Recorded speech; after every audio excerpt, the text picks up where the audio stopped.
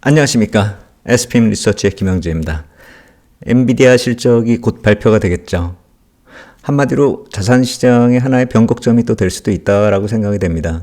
그리고 국채 시장도 오늘 밤에 중요한 입찰이 또 있죠. 오늘로 끝나는 게 아니라 다음 주까지 또 이어집니다. 그렇기 때문에 자산시장 전체적으로 놓고 봤을 때 단기 모멘텀의 부담이 좀 큰 그런 타이밍이 이제 시작이 된다. 다음 주 초까지요. 이렇게 볼 수가 있겠고요. 다만 제가 어제 잠시 이 게시판에 말씀을 드렸었던 게 이렇게 말씀을 드렸죠. 공부할 때 공부를 해야 학생이고 건달은 싸울 때 싸워야 되고 시세는 얻어맞을 때 맞더라도 또 시세 낼 때 확실하게 내줘야 된다.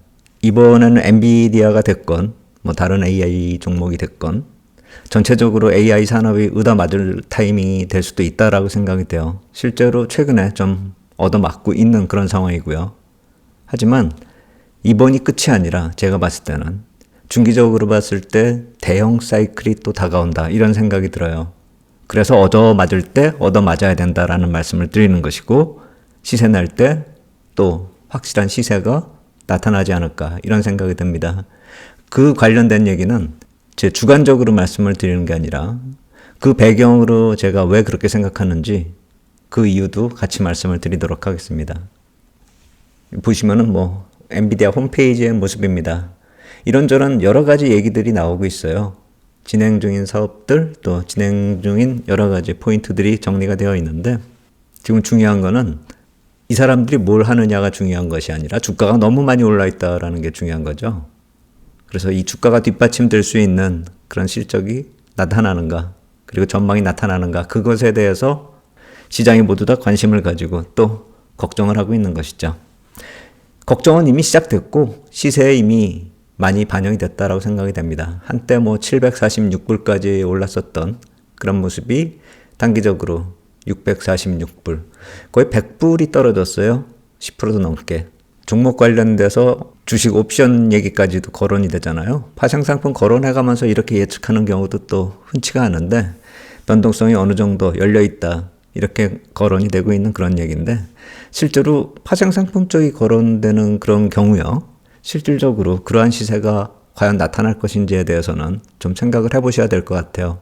제가 봤을 때는 파생상품 쪽에서 특히 옵션 거래를 해가지고 수익을 내기 힘든 이유는 이미 시장의 기대치가 그 시세에 반영이 되고 있거든요. 그래서 뭐 몇 배가 나는 그런 콜옵션, 몇 배가 나는 풋옵션 이것에 대해서 어느 정도 미결제 포지션이 얼마큼 있다 이런 것이 중요한 것이 아니라 그 시세가 어느 정도 옵션 시세에 반영이 되어 있는지가 더 중요하겠죠. 그렇기 때문에 실질적으로 어떤 거래가 나타났기 때문에 어떤 포지션이 얼마큼 있기 때문에 어떤 일이 벌어질 것이다. 이런 얘기는 굉장히 후행적이다 이렇게 볼 수가 있는 것이죠. 그러한 내용까지도 이미 시장에 많이 알려졌다라는 점 감안하면서 엔비디아 실적 한번 지켜볼 필요가 있지 않을까 이런 생각이 듭니다.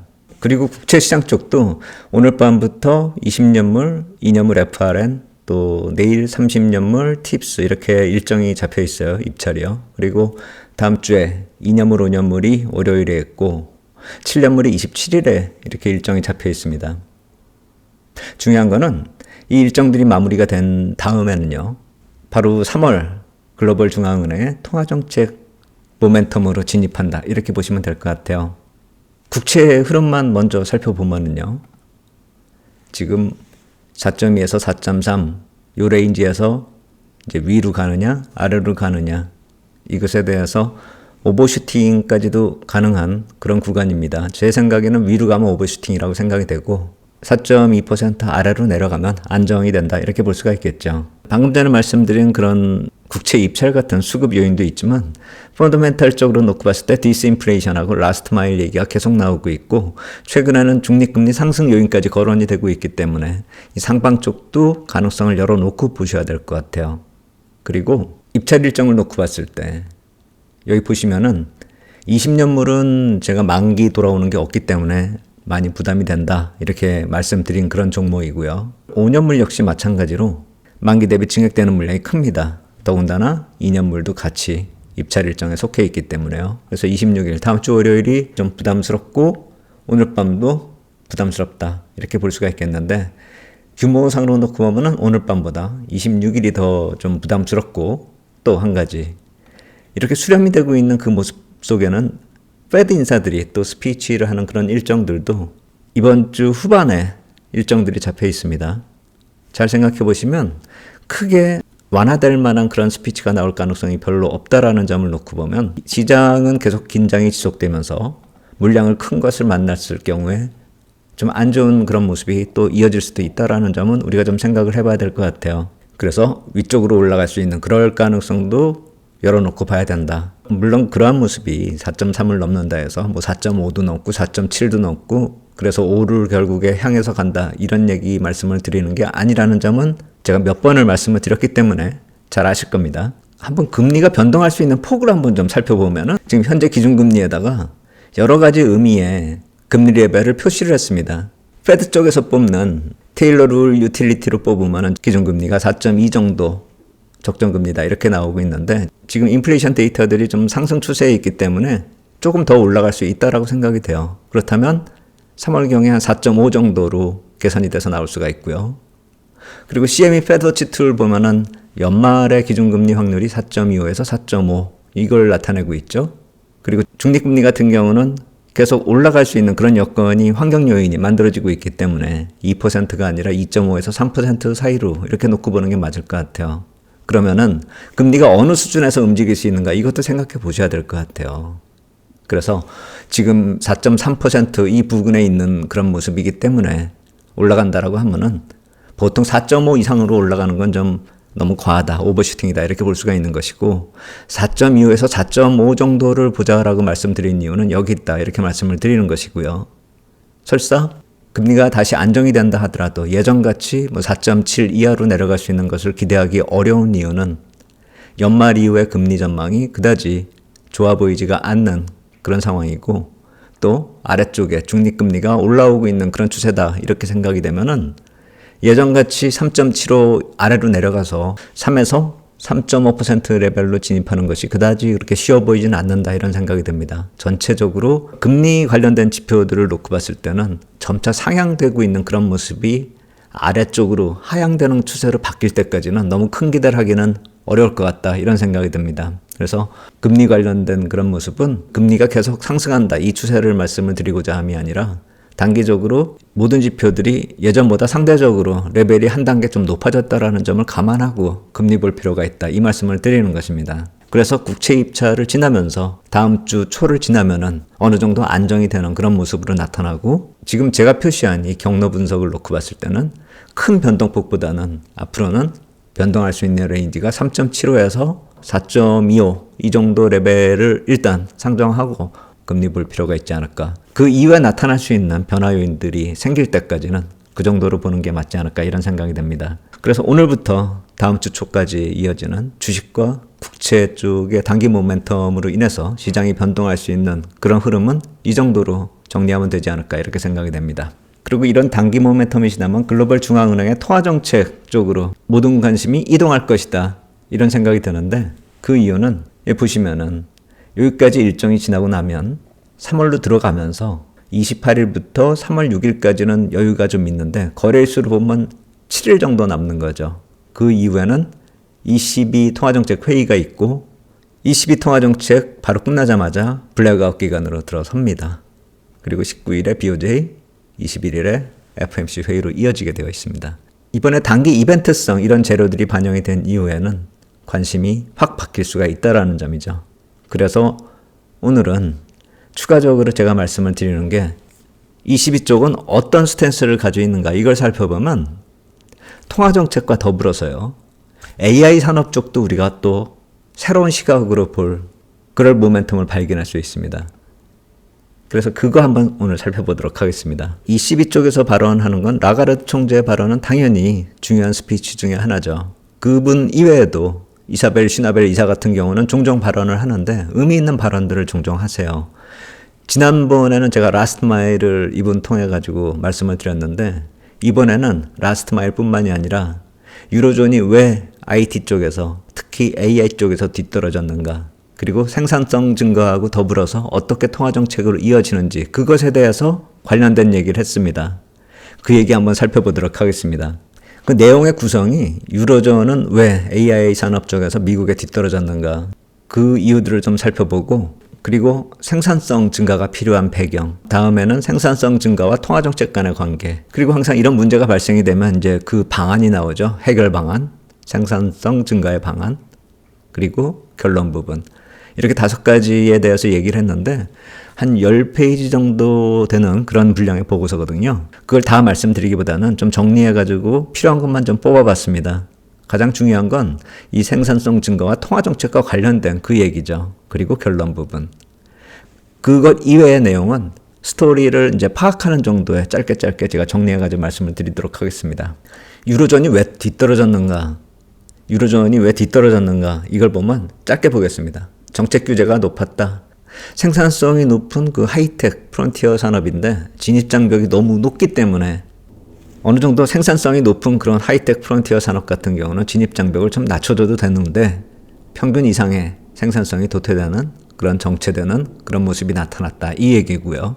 또 인력의 교육 수준이 좀 어느 정도 높아야 되는데 그러니까 소프트웨어나 데이터 활용하는 데 있어서 그 정도 레벨에 맞는 그런 인력이 필요한데 인력의 교육 수준이 그것에 만족될 만한 수준이 아니고 미국의 벤처 캐피탈 같이 자본 참여로 인해서 어느 정도 자본이 쉽게 공급이 돼야 되는 그런 모습도 이어져야 되는데 상대적으로 좀 낮은 참여율로 벤처 캐피탈이 적극적으로 참여하지 못했다라는 그런 문제도 있는 것이죠. 그래서 인력의 자본과 금융 자본이 모두 다 좀 부족했다. 이 얘기를 하는 겁니다. 더불어서 비용 같은 경우 전기요금이 미국의 3배고 중국의 2배라고 합니다. 유로존 전기값이 좀 많이 비싸네요. 그리고 인력의 교육 수준은 상대적으로 그렇게 높은 편이 아닌데 노동력이 고령화되면서 더 비용이 증가되고 있는 그런 단점도 있다라는 겁니다. 그러면서 여기서 예를 든 게 뉴욕 경찰국에서 이용하는 그 범죄 단속 관련 관리 시스템 컴스탯 이거를 또 예를 들었어요. 저도 이거는 이번에 좀 찾아보면서 좀 공부를 해봤는데 범죄 관련 데이터나 소프트웨어 활용하면서 이 단속 관련 관리 시스템을 운영하고 있는데 보통 이런 경우에 데이터나 소프트웨어만 있다라고 해서 되는 게 아니라 이것을 어떻게 가공하고 어떻게 활용할 건지가 중요한데 그런 숙련된 인력의 필요성이 강조되고 있는 그런 모습이라는 것이죠. 컴스타트를 예를 들면서 얘기를 한 것이고 이것뿐만이 아니라 우리가 보통 AI가 실생활과는 약간 좀 거리가 아직은 있지 않는가 이렇게 생각을 하고 있는데 상당히 우리 생활 안에 들어와 있다라는 거 우리가 좀 생각을 해봐야 될 것 같아요. 그리고 이제부터는 미국뿐만이 아니라 이런 식으로 유로존까지도 참여할 필요성을 느끼고 있고 참여할 방안을 찾고 있다는 점, 그 점을 생각을 해봐야 된다는 것이죠. 그래서 생산성 증가가 통화정책과 어떤 관계가 있는가 이걸 또 따지기 시작하는 것이죠. 제가 봤을 땐 이 대목이 정말 중요하다고 생각이 들어요. 왜냐하면 우리가 핵심으로 지금 생각할 수 있는 AI 문제와 금리 문제가 여기서 나오기 때문입니다. 보시면은 생산성이 향상이 돼서 승자 독식으로 이어지고 있는 지금 현재 상황이요. 소수기업이 관련된 이익을 모두 다 가져가고 자본 투자도 이런 소수기업에 투자가 되고 있고 그리고 주가도 올라가고 시가총액이 증가하는 그런 비율도 이 소수기업이 주도되고 있는 그런 모습, 소득 불평등, 여러 가지 단점들이 거론이 되고 있고 실질적으로 시장에서 그래서 불안해하는 거죠. 그런데 단점뿐만이 아니라 장점도 우리가 보셔야 돼요. 이런 불평등의 얘기는 계속 제가 몇 번을 말씀을 드렸지만 오늘은 그쪽 얘기를 하지 않고 이 생산성 증가로 인해서 통화정책이 어떻게 영향을 받는가 이걸 한번 살펴보도록 하겠습니다. 생산성 증가가 되면 명목임금 상승률은 하락을 하겠죠. 당연하잖아요. 똑같은 임금이라 하더라도 생산성이 높아질 테니까요. 설사 임금이 조금 높아지더라도 생산성이 많이 증가하면 명목임금 상승률은 하락하겠죠. 그래서 단위 노동 비용도 하락을 하고요.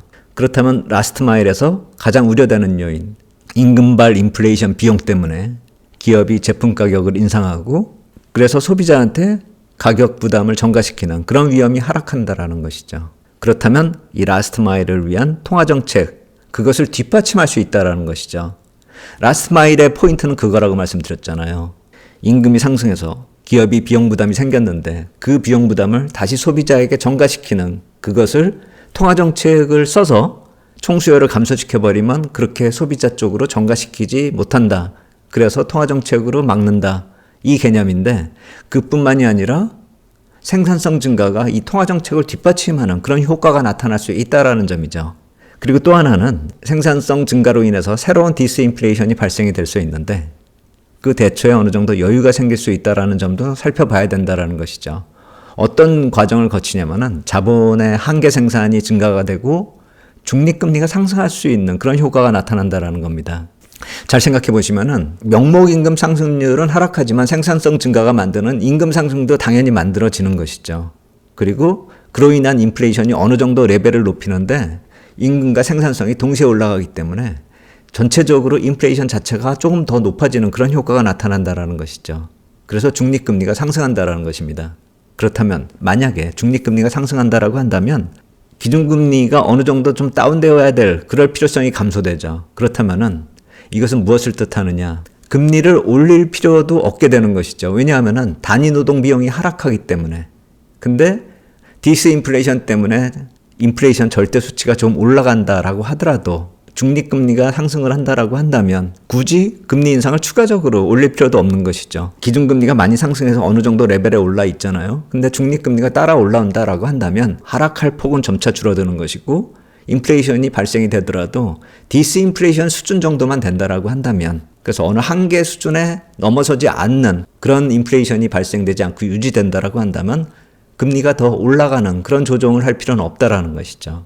22쪽에서 통계를 냈는데 생산성 증가율 추세가 1%포인트 증가하면 중립금리가 0.6%포인트 증가한다. 이런 통계가 나왔다라고 합니다. AI 쪽이 과연 향후에 생산성 증가율을 얼마나 추세적으로 증가시킬지 이 수치가 과연 생산성 증가율이 얼만큼 올라갈지는 지금 확실하게 우리가 가늠할 수가 없잖아요. AI 쪽에 의해 가지고 어느 정도 올라갈지. 그렇기 때문에 어느 정도 중립금리가 올라가는 그 모습 그것을 생산성 증가율이 얼마만큼 금리 부담을 덜어주는 중립금리 상승을 만들 것인지 이걸 살펴봐야 된다는 것이 핵심 포인트다. 제가 이 말씀을 드리는 것입니다.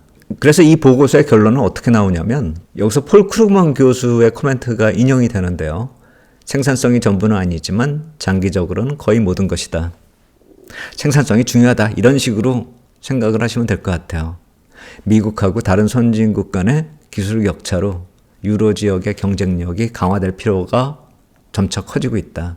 그런데 최근에 팬데믹하고 우크라이나 전쟁 때문에 유로 지역이 서로 협력을 경험했기 때문에 이제부터는 협력을 더 강화할 필요가 있다.